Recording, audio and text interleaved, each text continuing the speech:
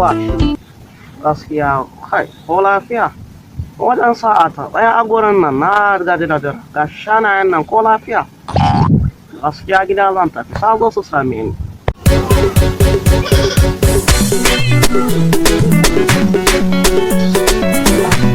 Abokina ban faɗa maka ba. Jiya fa je dandali. Yar gidan Malam Tanima Makaho. Yarinyar nan na ga tana min wani kallo.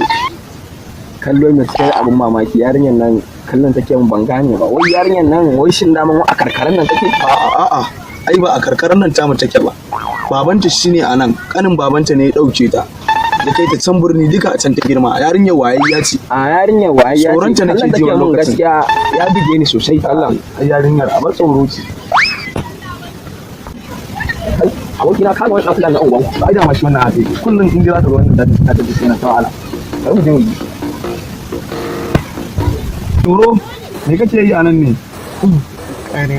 Wai kai Jauro baka gajiya da wahala ne kullum sai ka fito kiwo kai ta yawo a rana baka gajiya ka samu rana mana ka zauna ka huta.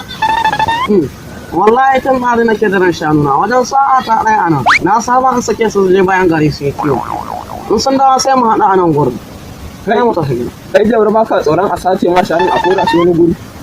Ai kai ba ƙoye ba ka san ko mu waye ba faɗa da malam ba daren. Jauro me sirri?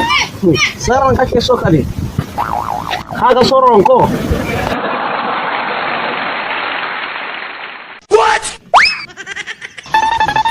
a danna subscribe domin samun sababbin daɗaɗɗen shirye-shiryenmu.